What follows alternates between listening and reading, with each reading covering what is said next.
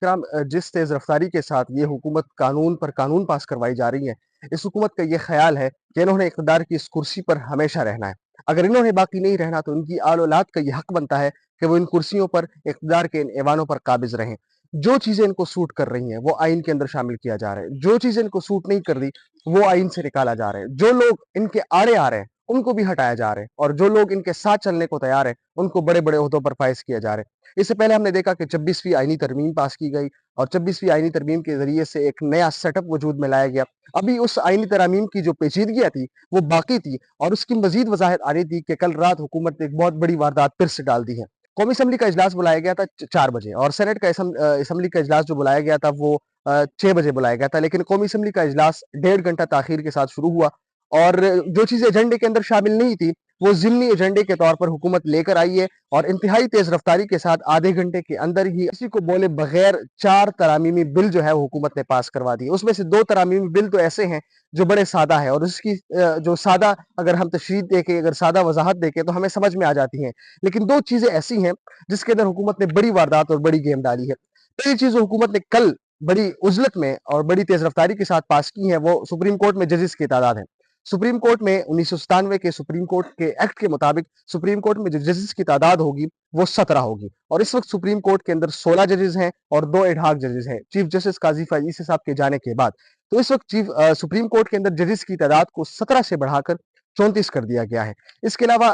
اسلام آباد high court کے ججز کی تعداد کو بھی بڑھایا گیا ہے۔ اسلام آباد ہائی کورٹ کا اگر ایکٹ ہم 2010 کا دیکھیں تو اس ایکٹ کے اندر یہ تھا کہ اسلام آباد ہائی کورٹ کے اندر 9 ججز کام کریں گے، اس وقت ہائی کورٹ کے اندر 8 ججز کام کر رہے ہیں، تو ان کی تعداد کو بڑھایا گیا ہے 12 تک، یعنی 9 سے 12 تک بڑھایا گیا ہے۔ ان 2 قوانین تک تو بات سمجھ میں آتی ہے کہ آپ کے اوپر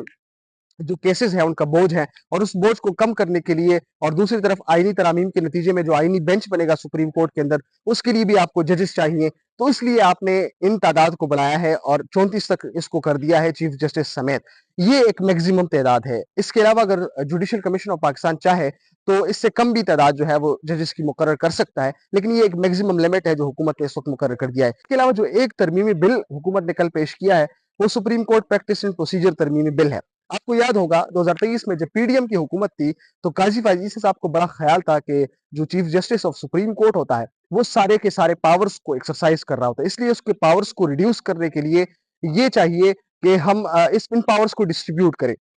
تو انہوں نے اس وقت حکومت کے اندر یہ کیا کہ supreme court practice and procedure bill لے کے آئے، اس کے ذریعے سے ایک کمیٹی بنا دی گئی، اور اس کمیٹی کے نتیجے میں اس کمیٹی کے اندر یہ تھا کہ وہ کمیٹی سپریم کورٹ کے انتظامی معاملات دیکھے گی، سپریم کورٹ کے سامنے کون سا کیس کس بینچ کے سامنے لگنا ہے، یعنی بینچ کی جو کنسٹیٹیوشن ہے، بینچ کی جو تشکیل ہے وہ اس کمیٹی کا اختیار تھا۔ اس کمیٹی کے اندر چیف جسٹس شامل ہوتا تھا، اور اگلا سینئر جج شامل ہوتا تھا، اور تیسرے نمبر پر جو سینئر جج ہوتا تھا سپریم کورٹ کا وہ شامل ہوتا تھا۔ پھر بعد میں جب جسٹس منصور علی شاہ اور جسٹس منیب اختر اس کمیٹی کے اندر شامل ہوئے، اور بعد میں جب قاضی فائز عیسی صاحب کے فیصلوں کو انہوں نے اوور رول کرنا شروع کر دیا، تو اس کے نتیجے میں یہ تھا کہ وہ ایک آرڈیننس لے کر آئے پچھلے دنوں، غالباً ستمبر کے مہینے میں، اکتوبر کے مہینے میں حکومت ایک بل آرڈیننس بل لے کر آئی، صدارتی آرڈیننس لے کر آئی، اور اس صدارتی آرڈیننس کے نتیجے میں اس کمیٹی کے اندر رد و بدل کیا گیا، اور اس کے اندر جو تیسرا جج تھا کمیٹی کے اندر اس کا اختیار دیا گیا چیف جسٹس آف پاکستان کو کہ وہ اپنی مرضی کا جج جو ہے اس کے اندر شامل کروا سکتا ہے۔ تو اسی طریقے سے منیب اختر کو انہوں نے آؤٹ کیا، اس کے بعد جسٹس منصور علی شاہ نے بھی اس کمیٹی میں بیٹھنے سے انکار کیا کہ جب تک یہ آرڈیننس فل کورٹ کے سامنے نہ لگے، اور ان کا پوائنٹ بھی ویلڈ تھا کیونکہ جب یہ supreme court practice and procedure committee بنائی جا رہی تھی تو اس وقت یہ کمیٹی کے جو سفارشات تھے یہ فل کورٹ کے سامنے رکھے گئے تھے، اور فل کورٹ نے اس کی اپروول دی تھی۔ تو اس کے بعد جب اس کے اندر تبدیلی کی گئی آرڈیننس کے ذریعے سے تو جسٹس منصور علی شاہ کا یہ موقف تھا کہ یہ تبدیلی بھی فل کورٹ کے سامنے رکھی جائے، اگر وہ اس کی اپروول دیتے ہیں تو ہم اس کو آگے پھر پرسو کرتے ہیں۔ تب اس کے اندر مزید چینجز کیے گئے ہیں۔ اب اس کے اندر اس طرح کے چینجز کیے گئے ہیں کہ آپ کو پتہ ہے کہ آئینی ترامیم کے نتیجے میں 26ویں آئینی ترامیم کے نتیجے میں ایک آئینی بینچ بنایا گیا ہے، اور اس آئینی بینچ کا ایک اپنا سربراہ ہوتا ہے، پریزائڈنگ جج بھی ہوگا، جس کا جوڈیشل کمیشن آف پاکستان کا اجلاس آج ہے، جس میں سے وہ آج وہ آئینی بینچ بنائیں گے، اس کا پریزائڈنگ جج بھی بنائیں گے۔ لیکن خیر supreme court practice and procedure committee کے اندر تبدیلی اس طرح کی گئی ہے کہ اب اس کے اندر 3 ججز شامل ہوں گے۔ پہلا جج ہوگا چیف جسٹس آف پاکستان، دوسرے نمبر پر ہوگا اگلا سینئر جج، اور تیسرے نمبر پر جو آئینی بینچ کا پریزائڈنگ جج ہوگا وہ بھی اس supreme court practice and procedure committee کے اندر شامل ہوگا۔ دوسرے نمبر پر جب تک پریزائڈنگ جج نہیں آ جاتا تو اس کمیٹی کے اندر چیف جسٹس اور اگلا سینئر جج شامل ہوگا، تیسرا جج شامل نہیں ہوگا۔ तीसरे नंबर पर ऑप्शन ये है कि अगर अगर चीफ जस्टिस और अगला सीनियर जज दोनों आईनी बेंच के अंदर चले जाते हैं या उनमें से कोई एक आईनी बेंच के अंदर चला जाता है, तो आईनी बेंच में से ही जो सीनियर जज होगा अगला, वो supreme court practice and procedure committee का मेंबर बनेगा। तीसरे नंबर पर चौथे नंबर ऑप्शन के अंदर ये रखा गया है कि अगर कोई जज कमेटी का रुकन बनने से इनकार कर दे, तो उसके अंदर ये गुंजाइश मौजूद है कि फिर चीफ जस्टिस का ये सवाबदीद इख्तियार होगा कि वो सुप्रीम कोर्ट में से या आईनी बेंच में से कोई भी जज उठाकर उसको कमेटी का रुकन बना दे। यानी किसी भी तरीके से आप इन सारी तरामीम के ऊपर गौर करें, मेरे पास इसकी अब इस वक्त लिस्ट भी मौजूद है। अब इन सब के ऊपर गौर करें तो इसका एक ही मतलब है कि जस्टिस मुनीब अख्तर को उस कमेटी में शामिल नहीं होने देना। यानी पहले नंबर पर आपने ये किया कि supreme court practice and procedure committee के अंदर आईनी बेंच का बंदा शामिल किया। आईनी बेंच का बंदा अगर नहीं है तो 2 रुकनी कमेटी होगी। अगर 2 रुकनी कमेटी के बाद आईनी बेंच का बंदा आ जाता है तो 3 रुकनी बन जाएगी। अगर कोई इनकार कर देगा तो आईनी बेंच में से ही अगला जज आ जाएगा। यानी किसी भी लिहाज से मुनीब अख्तर को वो इस वक्त निशाने इबरत बना रहे हैं। ये थी प्रैक्टिस एंड प्रोसीजर कमेटी वाली बात। इसके अलावा अगर आप देखें तो supreme court practice and procedure committee 2 तरह की है। अब 2 तरह की होगी। पहली कमेटी जो होगी वो सुप्रीम कोर्ट के मामलात देखेगी। दूसरी जो प्रैक्टिस एंड प्रोसीजर कमेटी होगी वो आईनी बेंच में से ही बनेगी और आईनी बेंच के ही मामलात देखेगी।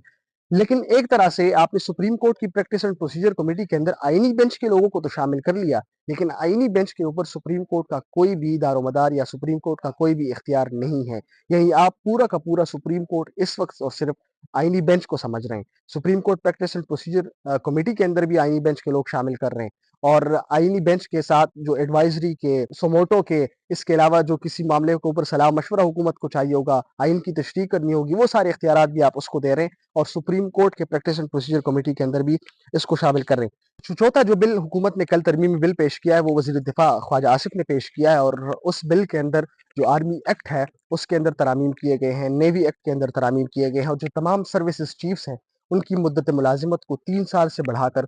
5 साल कर दिया गया है। इससे पहले आर्मी एक्ट 1952 के अंदर आया है और ये एक लंबा चौड़ा एक्ट है, तकरीबन 100 से ज़ायद सफ़ात पर मुश्तमिल है। उसकी तफसीलात के अंदर तो नहीं जाएंगे, लेकिन आर्मी एक्ट की जो शिक है वो 8 बी है। 8 बी के अंदर पहले ये था, वो मैं आपको पढ़कर सुना भी देता हूँ कि आर्मी चीफ को जो तैनात किया जाएगा वो फॉर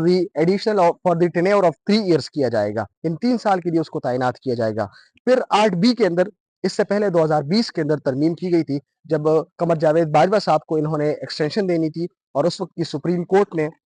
उसकी इजाजत भी दे रखी थी। यानी 2019 में जब ये एक्सटेंशन वाला मामला आया था कमर जावेद बाजवा का, तो सुप्रीम कोर्ट के अंदर एक पिटीशन दायर हुई थी कि आप इस एक्सटेंशन को रोक दे। लेकिन उस वक्त जस्टिस मंसूर अली शाह ने वो फैसला लिखा था और उसमें से 6 माह की एक्सटेंशन आर्मी चीफ को दी थी और उस 6 माह के अंदर फिर हुकूमत ने कानून साजी की और इस 8 बी के अंदर उन्होंने आर्मी एक्ट की सेक्शन 8 बी के अंदर उन्होंने तरमीम की थी और उस तरमीम के अंदर ये था कि अगर प्राइम मिनिस्टर चाहे तो चीफ ऑफ आर्मी स्टाफ को